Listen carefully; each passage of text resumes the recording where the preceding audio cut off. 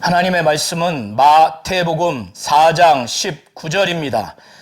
말씀하시되 나를 따라오라 내가 너희를 사람을 낚는 어부가 되게 하리라 하시니 아멘. 하나님은 생명의 하나님이십니다. 하나님은 예수를 통해서 그의 제자들을 부르시고 자신을 따라오라고 말씀하시면서 그들이 이제 어부가 아니라 사람을 낚는 어부가 되게 하리라고 하는 말씀을 하셨습니다. 하나님은 우리 성도님들에게 사람을 구원하는, 사망에서 생명으로, 마귀의 수하에서 하나님의 자녀가 되도록, 또 죄와 사망에서 구원할 수 있도록 생명을 얻을 수 있는, 사람을 구원케 하는, 사람을 낚는 어부가 되도록 하나님은 그런 생각을 가지시는 분이십니다. 하나님은 우리 성도님들을 그렇게 만들겠다고 하십니다. 예수께서 침례 요한에게 침례를 받은 후에 침례 요한은 이 당시에 유대 지역을 관할했던 왕 중에서 한 왕인 헤롯 안디바라고 하는 왕이 그의 이복 동생의 아내이자 또 자신의 조카인 헤로디아와 재혼을 했습니다. 그래서 이것을 알게 된 침례 요한은 그것이 온전치 못하다고 해서 헤롯 왕에게 지적을 했습니다. 그 일로 인해서 헤롯 왕과 그의 아내 헤로디아는 침례 요한을 옥에 가두었습니다. 그래서 결국에는 나중에는 참수하게 되는데, 이렇게 침례 요한이 옥에 갇혔다는 것, 이것을 예수께서는 듣게 됐습니다. 그래서 예수께서는 그가 갈릴리로 물러가셨고, 그 갈릴리 여러 지역 중에서 그가 어렸을 때부터 자라난 그곳 나사렛에 잠시 머물러 있다가 납달리 땅과 또 스불론 땅 그 지역 해변가에 있는 가버나움이라는 지역에 거처를 옮겨서 거기서 사셨습니다.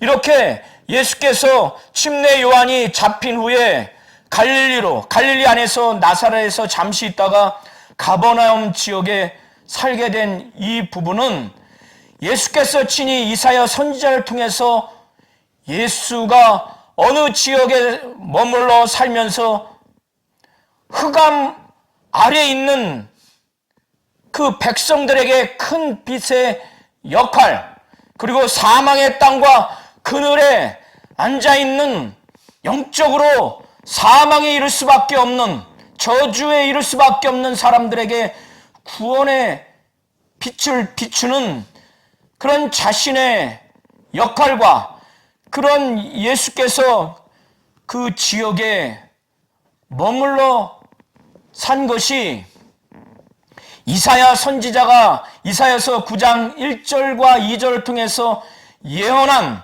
그 말씀을 성취하기 위함이라고 마태복음 4장 12절부터 16절까지 기록하고 있습니다.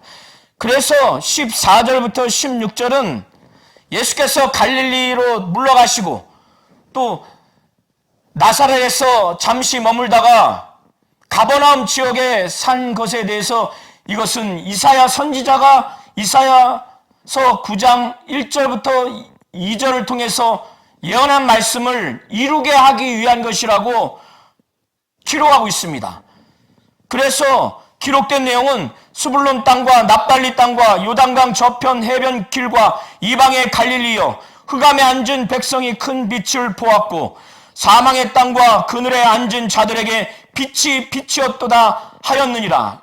이렇게 이 말씀이 성취되기 위해서 가버나움 지역에 사셨다는 것입니다. 누가복음 4장에는 갈릴리 지역에 물러가고 나사렛 지역에 잠시 머물다가 가버나움 지역에 이동한 이 경로에서 있었던 일을 좀 더 자세하게 기록하고 있습니다. 예수께서는 침례 요한이 잡힘을 듣고 갈릴리로 돌아가셨다라고 마태는 짧게 기록하고 있지만 누가는 기록하기를 예수께서 성령의 권능으로, 성령의 능력으로 갈릴리로 돌아가셨다는 것입니다. 그러니 예수께서 성령의 능력과 권능으로 갈릴리로 돌아가셔서 많은 사람들이 그것을 직간접적으로 알게 되지 않았을까요? 그래서 그 소문이 막 갈릴리 전역에 퍼진 겁니다. 그리고 예수께서는 갈릴리 여러 회당에서 들어가셔서 하나님의 말씀을 가르쳤습니다. 그런데 이 하나님의 말씀이 그 가르침을 듣고 있는 많은 사람들이 서기관들이 가르치는 것과 전혀 다른 것을 느꼈기 때문에 예수에 대해서, 말씀을 증거하는 예수에 대해서 아주 무사람들이, 많은 사람들이 예수를 칭송하게 됐습니다. 그리고 난 후에 예수께서는 그가 어려서부터 자라나던 곳 나사렛으로 이동했습니다. 나사렛은 예수의 고향과 같은 곳입니다. 그래서 안식일에 늘 반복적으로 하던 대로 회당에 들어가서 성경을 읽으려고 서 있었습니다. 이 당시에 회당은 예루살렘에 있는 성전에 가기 어려운 먼 지역에 있는 유대인들이 10명만 모이면 만들 수 있는 그 장소를 회당이라고 하는데, 그 회당은 율법을 가리키고 또 거기서 예배도 하고 하는 종교적인 그 행사를 위해서 모이는 장소이고, 안식일에는 그런 목적으로 모입니다. 주중에는 학교 역할도 하기도 하고, 이런 회당에서 회당장은 랍비와 같은 유대인에게 선생 자격이 있는 자들을 초빙해서 율법을 가르칠 수 있는 그런 기회를 제공을 했습니다. 그래서 예수께서도 그런 위치에 있는 자이기 때문에 안식일에 회당에 들어가서 성경을 읽으려고 자리에서 서 있었습니다. 그때 사환이 성경을 가지고 와서 예수께 드렸습니다. 이사야 성경을 드린 겁니다. 이 당시에 성경은 두루마리로 이렇게 돼 있기 때문에 예수께서는 이사야 성경 중에서 어느 한 곳을 의도적으로 폈습니다. 그래서 그 펴서 읽은 내용의 그 글은 이런 내용입니다. 그것은 주의 성령이 내게 임하셨으니 이는 가난한 자에게 복음을 전하게 하시려고 내게 기름을 부으시고 나를 보내사 포로된 자에게 자유를, 눈먼 자에게 다시 보게 함을, 전파하며 눌린 자를 자유롭게 하며 하고 주의 은혜의 해를 전파하게 하려 함이라. 이렇게 읽고 난 다음에 이것을 접고 그 맡은 자 사환에게 주시고 의자에 앉으셨습니다. 의자에 앉으니까 많은 사람들이 예수께서 무슨 말씀을 전하는가 주목하지 않겠습니까? 그런데 이 예수께서 그들에게 말씀하시기를 이 글이 오늘 너희 귀에 응하였느니라, 이 말씀을 하셨습니다.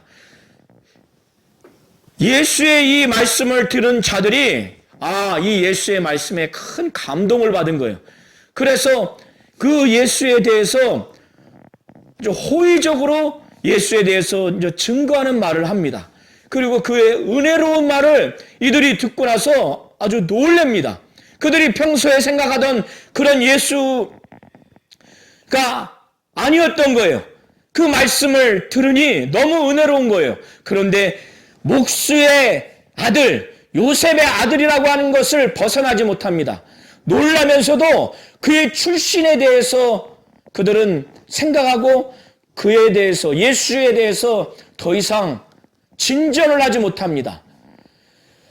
이렇게 완악하고 불신앙적인 이런 자세와 태도를 가진 이들을 향해서 예수는 이미 알기 때문에 이들이 자신에 대해서 나중에 어떻게 대할 것인가에 대해서 말씀을 하시고, 그리고 자신의 고향 나사렛에서 동족 유대인들에게 배척을 받을 것이라고 하는 것에 대해서 말씀을 하십니다. 먼저 말씀하시기를 그들을 향해서 너희가 반드시 의원아 너를 고치라고 하는 이 속담을 인용하면서 예수께서 가버나움에서 많은 이적과 능력을 행한 것을 이 유대인들이 그것을 듣게 되는데, 그 들은 것을 가지고 예수께서 자신들이 들은 바 가버나움에서 한 것을 내 고향 여기서 나사렛에서도 행하라, 이렇게 하게 될 것이라는 말씀을 하셨고, 그리고 나사렛에서 많은 이적과 능력을 행한다 한들 자신의 고향에서 유대인들은 자신을 배척할 것이라고 하는 말씀을 하십니다. 그래서 내가 진실로 너희에게 이르노니 선지자가 고향에서 환영을 받는 자가 없느니라. 이렇게 자기 고향에서 자기의 동족 유대인들이 예수를 향해서 배척하고 예수를 통해서 전하는 하나님의 말씀에 불신앙과 불순종의 그 자세로 대하는 것을 보면서 이제 하나님의 말씀이 이방인에게 증거될 것이라, 이적과 능력이 이방인에게 증거될 것이라고 하는 것을 구약의 두 사건을 근거로 해서 증거합니다. 그 두 사건 중에서 한 사건은 이 사건인데, 예수께서 말씀하시기를 내가 참으로 너희에게 이르노니 엘리야 시대에 하늘에 3년 6개월 동안 닫혀서 온 땅에 큰 흉년이 들었을 때 이스라엘에 많은 과부가 있지만 엘리야가 그중 한 사람에게 보내심을 받지 않고 오직 시돈 땅에 있는 사렙다의 한 과부에게 뿐이었다는 거예요. 이 의미는 엘리야 시대에 3년 6개월 동안 하늘이 닫혀가지고 큰 흉년이 들었습니다. 그때 엘리야는 이스라엘 중에 많은 과부가 있지만은 이스라엘 중에는 단 한 사람에게도 보냄을 받지 않냐고 오히려 이방인인 시돈 땅에 있는 사렙다 과부에게 보냄을 받아서 놀라운 역사가 이루어졌다는 것을 근거로 해서 동족 유대인들이 예수를 통해서 말씀에 불순종하고 불신앙적으로 대했기 때문에 결국에는 이방인을 향해서 복음이 증거되고 이적과 능력이 나타내질 것에 대해서 말씀을 한 겁니다. 두 번째는 예수께서 엘리사 시대에 이방 장군인 나아만이 문둥병에서 깨끗함을 받은 사건을 근거로 듭니다. 예수께서 말씀하시기를 또 선지자 엘리야 때 이스라엘에 많은 나병 환자가 있었으되 그 중에 한 사람도 깨끗함을 얻지 못하고 오직 수리아 사람 나아만 뿐이었느니라. 이런 말씀을 또 근거하십니다. 그 당시에 엘리사 시대에 이스라엘에게도 많은 문둥병자가 있지만은 단 한 사람에게도 이스라엘 중에 어느 문둥병자에게도 보냄을 받지 않냐고 오히려 이방인인 수리아 사람 나아만에게 엘리사가 보냄을 받아서 깨끗함을 받은 겁니다. 이건 역시도 유대 민족들이 예수의 말씀에 불순종하고 불신앙적으로 대하니까 예수를 통한 이 말씀이, 이 이적과 능력이 이방인에게 증거될 것이라고 하는 이 말씀을 구약의 두 사건을 통해서 증거하는 것입니다.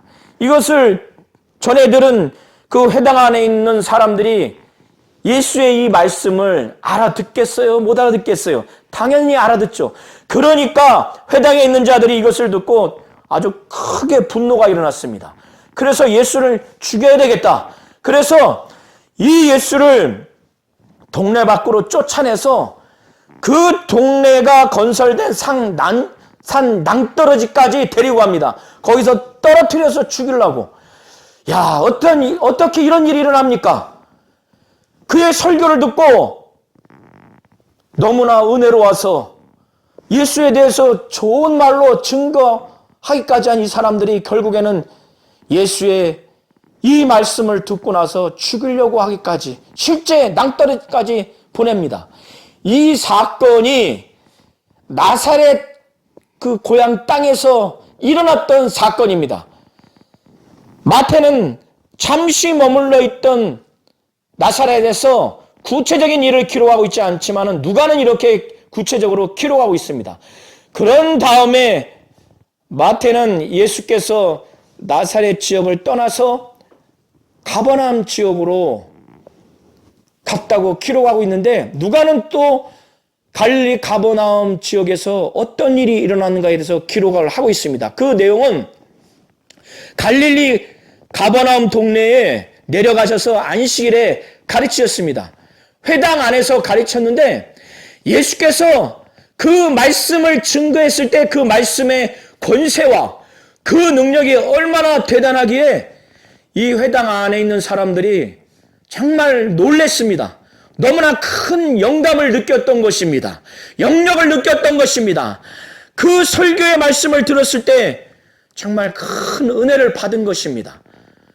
그래서 서기관들을 통해서 율법을 전달받았을 때 그 설교와는 전혀 달랐어요. 그래서 이 어찌미냐, 그 가르침에 아주 놀랐습니다. 그 말씀에 권위가 있다고. 그런데 예수께서 말씀을 증거할 때 귀신을 쫓지 않았음에도 불구하고 그 회당 안에 더러운 귀신 들린 자가 예수의 말씀을 들었을 때 그 안에 있는 귀신이 더 이상 견딜 수가 없었습니다. 그 귀신의 정체가 숨겨질 수가 없었습니다. 그래서 그 귀신이 너무나 괴로우니까 귀신은요, 하나님이 한 분인 줄 믿고 떱니다. 야고보서에 이미 야고보 사도가 증거하고 있습니다. 귀신이 하나님이 한 분인 줄 믿고 떤다는 겁니다. 그러니 예수가 하나님이고 하나님의 아들이라는 것도 다 알고 예수의 말씀을 들으니 그의 영역과 그의 영감과 그의 권세 앞에 귀신이 잠잠할 수 있겠습니까? 평안할 일이 있겠습니까? 너무나 괴로우니까 큰 목소리로 막 부르짖습니다. 고통의 소리로 부르짖습니다. 그래서 부르짖기를, 아, 나사렛 예수여, 나와 당신과 무슨 상관이 있습니까? 나는 당신이 누구인 줄 아노니 하나님의 거룩한 자니이다. 우리를 멸하러 왔나이까? 예수가 이 귀신을 멸망시키는 존재라는 것을 유대인들은 알지 못하지만 귀신은 알고 있습니다. 하나님의 거룩한 자라는 것, 이것은 하나님의 아들이라는 의미일 것이고 하나님의 그리스도 아들, 하나님의 아들 그리스도 메시아라는 것을 말하는 것일 것입니다. 귀신은 하나님의 거룩한 자라는 것을 알고 있어요. 이렇게 부르짖으니 예수께서는 아주 꾸짖으면서 잠잠하고 그 사람에게서 나오라고 명령을 합니다. 그러니 하나님이고 하나님의 아들인 예수의 명령에 귀신인 존재가, 예수 믿지 않고 죽은 영혼, 귀신의 존재가 버틸 힘이 있습니까? 그 무리 중에서 귀신이 나가고, 귀신이 나간 그 사람은 순간 쓰러져 버렸습니다. 그러나 다치지 않았어요. 하나님이 역사하시기 때문에. 이 광경을 본 그 회당 안에 있는 사람들이 다 놀랬습니다. 다 놀랬는데 서기관들을 통해서는 전혀 볼 수 없었던 장면이죠. 그러니까 이 어떠한 말씀인고 귀신이 나가는 장면을 통해서 예수의 권위와 능력으로 더러운 귀신을 명령하니까 나간 것을 통해서 그들이 놀란 겁니다. 그래서 그들이 말하기를 이 어떠한 말씀인고 권위와 능력으로 더러운 귀신을 명하며 나가는도다, 이렇게 고백을 합니다. 그러니 회당 안에 있는 예수의 그 권세와 권위 있고 능력 있는 그 영감 있는 말씀과 귀신을 내어쫓는 그 현장의 사건이 회당에서 있었던 사람들이 밖에 나가서 가만히 있겠습니까? 친구에게, 가족에게, 아는 사람에게 다 증거하니까 예수의 소문이 그 근처 사방에 다 퍼졌습니다. 뿐만 아니라 회당에 나와서 시몬 베드로의 집에 들어갔는데 장모를 모시고 살았는데 장모가 중한 열병에 걸렸어요. 거의 죽을 지경에 될 정도로, 일어나지도 못할 정도가 됐습니다.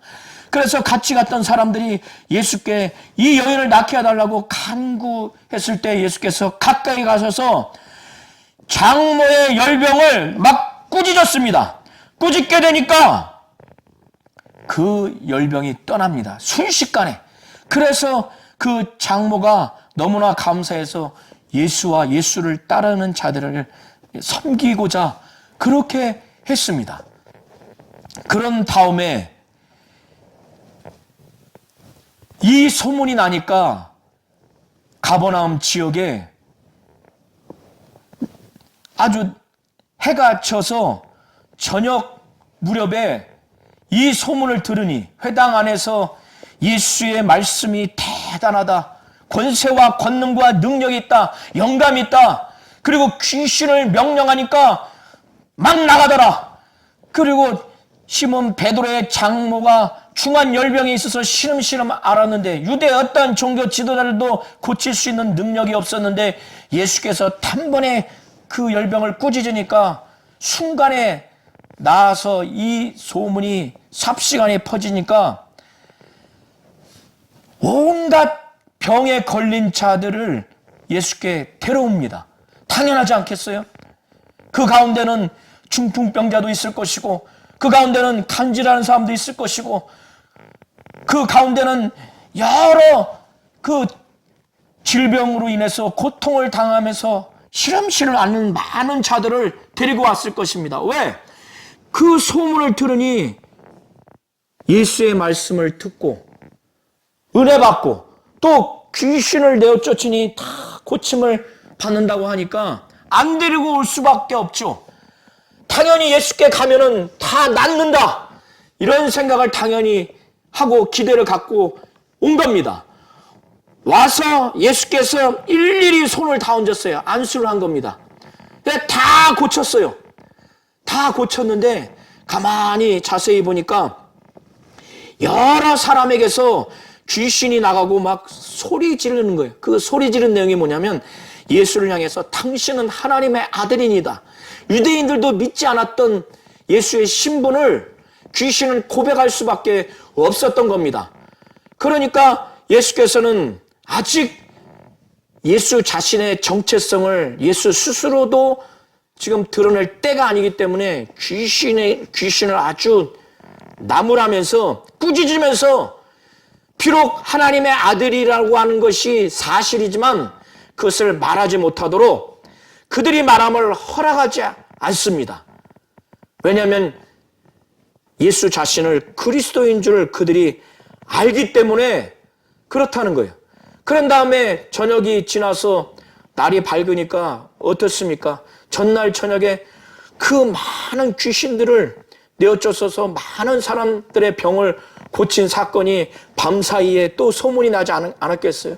그러니까 예수께서는 그 다음날 아침에 일찍 나가셔서 기도하러 한적한 곳으로 가셨는데 많은 무리들이 예수를 또 찾죠. 말씀도 들으려고 찾았을 것이고 더더군다나 병을 낫게 하는 그런 놀라운 역사를 체험하려고 또 찾았을 것입니다. 그러나 찾지 못했다가 나중에는 찾았어요. 그러니 가버나움 지역 외에 다른 갈릴리 지역에 가지 않았으면 하는 마음으로 막 만류한 겁니다. 당연하지 않겠어요? 이렇게 말씀도 권세와 권위와 능력과 영감이 있고 귀신도 내어쫓고 모든 병자를 고치는 이분이 가버나움 지역에만 있어서 우리 지역에 있는 사람들에게 말씀도 전해주시고 능력도 행해주셔서 우리로 하여금 영적으로 큰 행복을 느끼고 또 육체적으로도 정말 질병에서 자유함을 얻게 하고자 하는 마음으로 만류한 것입니다. 그러나 예수께서는 말씀하시기를 내가 다른 동네들에서도 하나님의 나라 복음을 전해야 하려니 나는 이 일을 위해 보냄을 받았노라. 이렇게 하시면서 갈릴리 여러 회당에서 전도를 하십니다. 이러한 사역을 두고 마태는 이것이 이사야 선지자가 이사야서 9장 1절과 2절을 통해서 이미 예언된 말씀을 성취한 것이라고 말씀한 겁니다. 이러한 모든 것을 말하기를 이사야서 9장 1절과 2절은 뭐라고 말하냐면 스불론 땅과 납달리 땅과 요단강 저편 해변 길과 이방의 갈릴리여 흑암에 앉은 백성이 큰 빛을 보았고 바로 예수께서 회당 안에 들어가서 말씀을 전파하고 천국 복음을 증거하고 많은 사람의 모든 병을 고치고 귀신을 내어쫓는 이런 사역이 흑암에 앉은 백성, 영적으로 사망에 이를 수밖에 없는 영적인 어두움, 흑암에 앉은 백성들, 영적으로 사망에 이르고 저주에 이를 수밖에 없고 지옥 형벌에 갈 수밖에 없는 그런 흑암에 앉은 백성이 큰 빛을 바로 예수를 보았고 사망의 땅, 그늘에 앉은 자들에게 이렇게 영적으로 사망, 그 땅, 사망의 땅, 사망의 그늘에 앉은 자들, 영적으로 저주받고 형벌받아서 지옥에 갈 수밖에 없는 그들, 영원히 던져질 수밖에 없는 그들에게 예수는 이렇게 천국 복음을 증거하면서 하나님의 말씀을 가르치면서 이적과 능력을 행하면서 병자를 고치면서 귀신을 내어 쫓으면서 그들에게 구원을 베풀고 생명을 베푸는 이 빛이 되었다는 이사야 선지자의 이사야서 9장 1절과 2절의 예언의 말씀이 응한 것이라고 한 겁니다. 예수께서는 해변가에 가시다가 이제 갈릴리 지역의 해변가에 쭉 거니시다가 제자들을 불러야 되겠다 이런 마음을 작정하셨습니다. 이미 베드로라고 하는 시몬과 그의 형제 안드레 그리고 또 다른 두 형제인 세베대의 아들 야고보와 요한은 예수께서 이미 그 전부터 예수의 마음에 합한 부분이 있었기 때문에 이 네 명을 제자로서 부르려고 의도적으로 해변가를 거니신 것으로 보여집니다. 예수께서 갈릴리 해변가를 쭉 다니시다가 베드로라고 하는 시몬과 그의 형제 안드레가 저 갈릴리 호수, 갈릴리 바다에서 고기 잡기 위해서 연신 그물을 던지는 것을 보았어요. 그런데 그들은 고기를 잡지 못했죠. 그래서 누가복음에는 보면은 예수께서 배 위에서 무리들을 가르치시고 그리고 이 베드로에게 깊은 곳에 그물을 던지라고 명령하십니다. 그러나 베드로는 그의 동업자들인 세베대의 아들 야고보와 또 그의 형제 요한인데 베드로는 밤이 맞도록 그가 물고기를 잡으려고 했지만 잡지 못했어요. 그러나 말씀에 의지하여 이 그물을 던집니다. 해서 던졌더니 그물이 찢어질 정도로 물고기가 올라왔어요.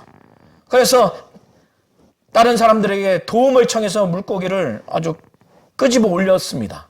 그때 베드로는 물고기 잡는 데는 뭐 전문가이지만은 밤새 물고기를 잡지 못했지만은 예수의 말씀을 의지해서 이렇게 많은 물고기를 잡은 것을 보면서 이 예수에 대해서 일반 사람으로 여겨지지 않은 겁니다. 그래서 예수 앞에 그가 고백하기를 나는 죄인이로서이다. 나를 떠나소서. 이런 고백을 합니다. 예수께서는 베드로와 안드레를 부릅니다. 그들이 지금까지는 고기를 잡는 어부였지만은 예수께서는 사람을 낚는 어부가 되게 해야 되겠다 작정하셔서 각각 2명의 형제들을 부릅니다. 그래서 베드로와 야고보, 안드레에게 나를 따라오너라. 곧 내 뒤를 따라오라. 내가 너희로 사람을 낚는 어부가 되게 하리라. 사람을 낚는 어부가 되게 하겠다고 하는 그런 명령을 합니다. 이것은 예수의 강한 의지입니다. 예수가 이 2 사람을 통해서 사망 아래에 있는 저 죄인인 인간들, 지옥 형벌에 이를 수밖에 없는, 심판받을 수밖에 없는 그들, 마귀의 수하에 있어서 저주받을 수 없는 그런 사람들을 마귀 밑에서 하나님의 자녀가 될 수 있도록, 또 지옥에서 하나님의 나라로, 그리고 심판과 형벌에서 하나님의 생명을 얻을 수 있도록, 하나님의 복을 얻을 수 있도록 사람들을 이렇게 낚는, 영적으로 낚는, 사람을 낚는 어부가 될 수 있도록 이들을 만들어야 되겠다. 예수께서 작정을 하신 다음에 그들을 부릅니다. 예수의 그 권위와 그리고 그들에게 강력한 동기부여를 그들에게 주면서 예수는 정말 권위 있는 명령으로 그들에게 전달했을 때 이 2명은 즉각적으로 그 배를 버리고 순종하면서, 절대적으로 복종하면서 예수를 따라갑니다. 배를 버리고 예수를 전적으로 따라갔다고 하는 것은 예수께 100% 순종하고 복종하겠다고 하는 그런 의지로 가는 겁니다. 자기의 생업을 뒷전으로 하고 최우선적으로 예수를 따라가는 것입니다. 그리고 좀 더 가시다가 세베대의 아들 야고보와 요한이 그의 아버지와 배 위에서 그물을 깁는 것을 보았습니다.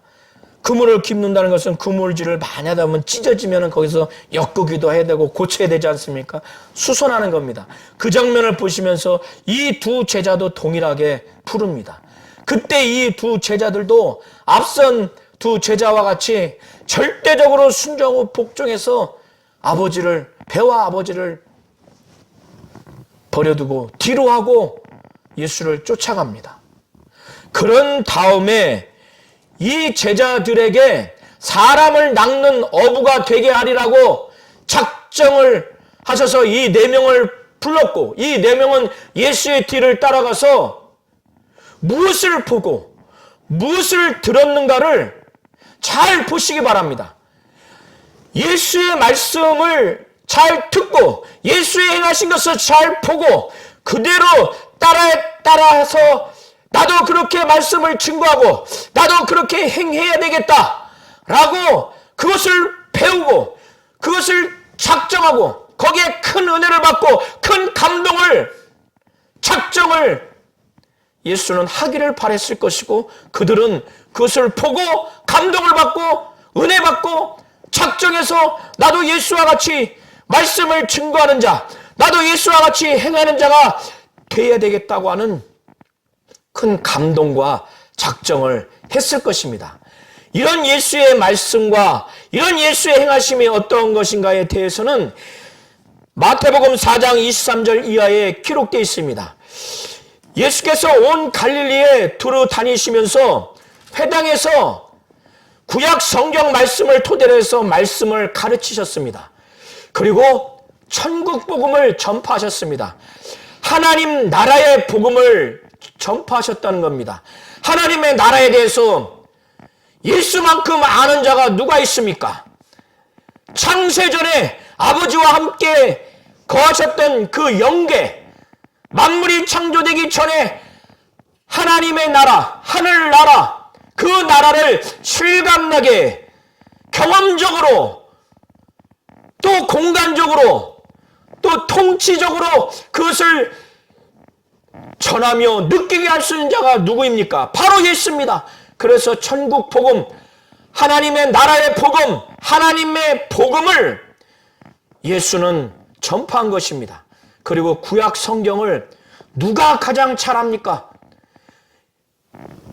요한복음 5장 39절에 예수께서 말씀하시기를 너희가 영생을 얻기 위하여 이 성경을 상고하거니와 이 성경은 곧 내게 대해서 증거하는 것이로다. 그러나 너희가 영생을 얻기 위하여 내게 오지 아니하는도다. 이렇게 말씀을 하신 예수가 성경을 가장 잘 아시는 분이에요. 이 성경의 핵심을 가장 잘 간파하시는 분이 바로 예수입니다. 이 성경은 예수에 대해서 말하고 있고 이 성경은 사람에게 영생을 주는 하나님의 말씀이라는 걸 잘 아는 그분이 구약 성경을 통해서 가르치시고 천국 복음을 전파하시고 그리고 해당 안에 또 해당 밖에 백성 중에서 병 걸린 자들이 많이 있습니다. 모든 병을 예수가 다 고쳐요. 모든 약한 것들을 다 고칩니다. 사람의 육체에 연약한 것, 정신에 연약한 것, 또 마음에 약한 모든 것들을 다 고쳤습니다. 다 고치니까 어떻게 됩니까? 갈릴리 안에 나사렛, 가버나움, 갈릴리 전 지역에 소문났을 뿐만 아니라 갈릴리 지역을 벗어난 이방 지역인 온 수리아에까지 이것이 소문이 났어요.